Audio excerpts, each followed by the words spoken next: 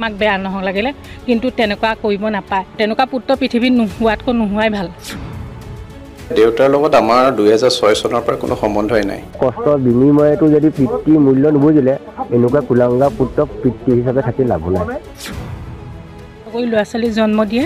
এনেকুৱা ল'ৰা ছোৱালী মই দেখা নাই দেই কিন্তু অন্তিম সময়ত তেখেতে যিমানেই বেয়া নহওক লাগে যিমানে বাপেক মাক বেয়া নহওক লাগিলে কিন্তু তেনেকুৱা কৰিব নাপায়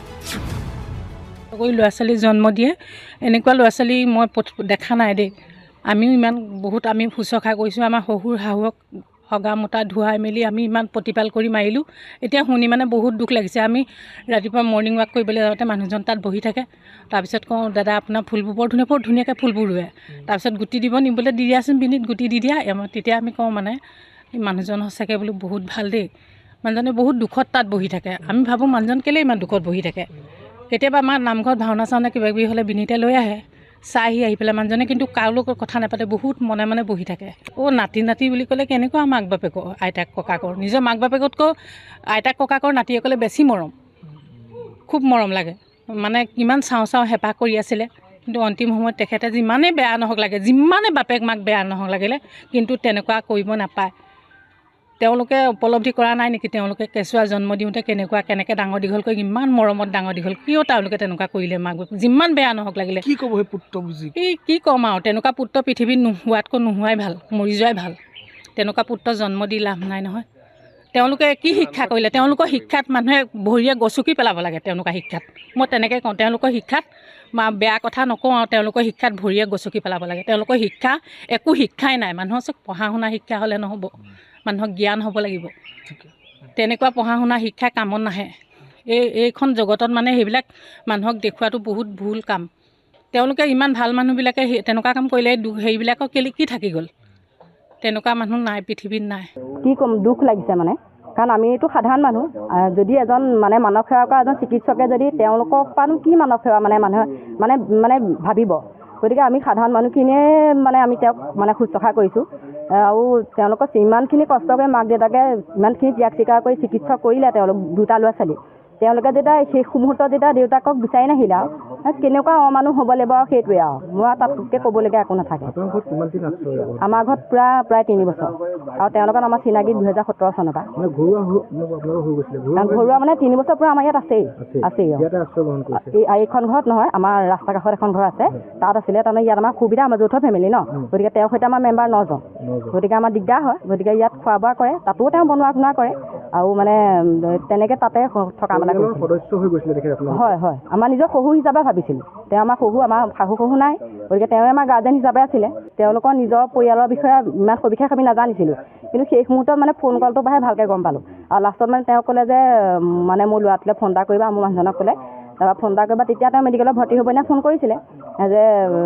ছাৰ আপোনাৰ দেউতাকক আমি এডমিট কৰিছোঁ যোৰহাট মেডিকেলত গতিকে তাৰপৰা তেওঁ সুধিলে যে সেই কোনজন ডাক্তৰে পাইছে তাৰপৰা ডাক্তৰজনৰ নামটো কওকচোন তাৰপৰা আমাৰ এওঁ ক'লে বোলে ডাক্তৰজনৰ নামটো মই বৰ্তমান জনা নাই মই তেজৰ ৰিপৰ্ট নিবলৈ আহিছোঁ গতিকে জানি পেলাই আপোনাক জনাম কিন্তু আপুনি ছাৰ ফোনটো ধৰিব কিন্তু তেখেতে ডাক্তৰজন চন্দন কাশ্যপ কিন্তু ডাক্তৰজনৰ নামটো ক'বলৈ মানে তেওঁ ফোন মানে ৰিচিভ নকৰিলে ৰেচপণ্ড নকৰিলে আৰু সেইকাৰণে আমিও তাৰ পৰা কি আশা কৰিম আৰু এবাৰো খবৰ নোৱাৰা নাই এই মুহূৰ্তলৈকে এতিয়া মানে 48 ঘণ্টা হ'ল তেওঁ ঢুকুৱা কিন্তু এই মুহূৰ্তলৈকে তেওঁৰ কোনো খবৰ নাই সেইখিনি আমিয়ে কৰিম সেইখিনি আমি 13 দিনত আমাৰ সেইখন ঘৰত আপোনাৰ নাম এষাৰ পাতিম আৰু ইয়াত মানে ভোজ কৰ্ম কৰিম বুলি ভাবিছোঁ বৃদ্ধাশ্ৰমৰ লগত জড়িত হৈ মোৰ বেছি চিনাকি তাৰপিছত আমাৰ বৃদ্ধাশ্ৰমত যিকোনো অনুষ্ঠান পাতে নহয় অনুষ্ঠান পাতিলে তেওঁ খবৰ দিলে তেওঁ আহে আৰু তেওঁ সেই সূত্ৰে মানে বৃদ্ধাশ্ৰমলৈ 1.5 লাখ টকা দানো দি থৈ গৈছে মাটি এবিঘা দাম দি থৈ গৈছে সেই সূত্ৰে আৰু আমাৰ প্ৰতি আৰু প্ৰতিষ্ঠাতাৰ কাৰণে মোৰ লগত সম্পৰ্কটো বেছি ৰাখে তাৰপিছত আহি পেলাই আহে যিকোনো অনুষ্ঠান পাতিলে খবৰ দিওঁ তেওঁ আহে আমাৰ ঘৰুৱা কিবা এটা অনুষ্ঠান পাতিলেও তেওঁ আহে সেইটো কাৰণে তাৰ পৰা বেছি বাঢ়ি গ'ল আৰু মানে আমাৰ সম্পৰ্কটো তাৰপিছত আমাৰ ঘৰ এটা আছিলে বোলো আপুনি হেৰি কৰিব এই যদি তাতো থাকিবলৈ সেই কেতিয়াবা আমাৰ আশ্ৰমৰ লগত জড়িত হৈ আছে মোৰ ঘৰটো এনেই আছে ঘৰতে থাকিব ময়ো থাকিম দুইটা আৰু আশ্ৰমলৈ ওচমো হ'ব সেই অনুপাতে মানে তেওঁ সেই মোৰ ঘৰটোতে থাকিবলৈ ল'লে আৰু ঘৰটো আপোনাৰ কিমান দিনৰ পৰা আছে 22 চনৰ আগষ্ট মাহৰ পৰা আছে তেখেতে পুত্ৰৰ লগত যোগাযোগ মানে লাষ্টত কৰিছিলে আৰু তাৰ কল লেকত তেতিয়া অলৰেডি আছে কি বুলি ক'লে সুধিছে ক'ত আছে সুধিছিলে এতিয়া সেই তাৰপিছত এড্ৰেছটো দিলে এড্ৰেছটো দিয়াৰ পিছত তাৰপিছতে কোনো যোগাযোগ নাই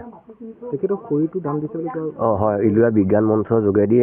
যোৰহাট মেডিকেল কলেজত দান দি থৈ গৈছে। শেষকৃত্য ক'ত সম্পন্ন কৰে? শেষকৃত্য মানে দেহ দান দিলে শেষকৃত্য সেই তাতে ইলোৱা বিজ্ঞান মঞ্চৰ মতে তাতে দেহ দানটো তাতে দিয়া হ'ল। যোৰহাট মেডিকেল কলেজত যোৰহাট মেডিকেল কলেজ চিকিৎসা আছিল বিষয়টো, কিন্তু এটা ল'ৰা ছোৱালী জন্ম দিয়াৰ পৰা কিমান কষ্ট মাক বাপেকেহে জানে। আৰু সি ডাক্তৰ হৈছে যদি একে ৰাতিৰ ভিতৰতে মাটি ফুটি ডাক্তৰ হৈ উঠা নাই, বহুত কষ্ট। মই পঢ়া শুনা কৰাই মেলি পৰিয়ালৰ লগত ডাক্তৰ হৈছে। ইমান কষ্টৰ বিনিময়তো যদি পিতৃ মূল্য নুবুজিলে, এনেকুৱা কুলাংগা পুত্ৰ পিতৃ হিচাপে থাকি লাভো নাই। ভৱিষ্যতে আৰু এনেকুৱা যাতে নহওক আৰু কুলাংগাবিলাক এনেকুৱাতে আদায় হয় ভাল হ'ব। অনল জ্যোতি বদলে, অনল বিনীত দত্ত, যোৰহাট লুৰকীহাটত। আৰু এটা কথা সুধো, তেখেতৰ পুত্ৰৰ লগতে তেখেতৰ জীয়ৰী তেখেতৰ কোনো খবৰ লোৱা নাই বুলি অভিযোগ এটা উঠি আছে। নাই জীয়ৰীৰ নামটো কি? জীয়ৰীৰ নামটো মই নাজানো পিছে দেই, ছোৱালীজনীৰ নামটো। এতিয়া পৰৱৰ্তী কামখিনি আমিয়ে কৰিম। দেউতাকেও কোনো ধৰণৰ মানে জীয়েকৰ কথা নাই কয়, নকয়। এনেই ডক্তৰ বুলি কয় আৰু জীয়েকৰ লগৰ কথা ইমান হেৰি নাপাতে। সেই পিতেকৰ লগত সেই সময়ত লাষ্টত মাতিছে। আৰু উলিয়াই দিয়া ছোৱালী মানে কোনো গুৰুত্ব নাইকিয়া নিচিনাই হয়তো। তথাপিও মানে দেউতাকে অহা হ'লে ভাল পালেহেঁতেন। এতিয়া নাহিলে কি কৰিব, গুচি গ'ল আৰু মনৰ আশা মনলৈ গুচি গ'ল। কিমান দিনৰ আগত কৰিছিলে? সেই কলটো 3 মাহ মান হ'ল। আপোনালোকৰ যোগাযোগ কৰিছে নেকি? নাই, কোনোৱে নাই কৰা যোগাযোগ কৰা। মই এড্ৰেছ দি থোৱা আছে তেওঁৰ লগত, দেউতাকে দিছে এড্ৰেছ, মই ইয়াতে থাকোঁ, কিবা কিবি হ'লে খবৰ ল'ব। নাই, আজিলৈকে যোগাযোগ নাই। চিকিৎসালয়ত ভৰ্তি হৈ থকা সময়ত আপুনি ফোন কৰিছিলে। আমাৰ ঘৰৰ ভাইটিয়ে কৈছিলে আৰু তেওঁলোকৰ ভতিজাকেও কৈছিলে। কি ৰিজাল্ট দিলে তেখেতে? একো নাই। সুধিলে কোন ডাক্তৰে ব্যৱহাৰকে চোৱা চিতা কৰিছে, ক'ত আছে, তাৰপিছত আৰু সেইদে কৰি পেলাই তাৰপিছত কোনো হেৰি নাই আৰু খা খবৰ নাই। এতিয়া সকলো নীতি নিয়মখিনি আমি ইয়াতে কৰিম।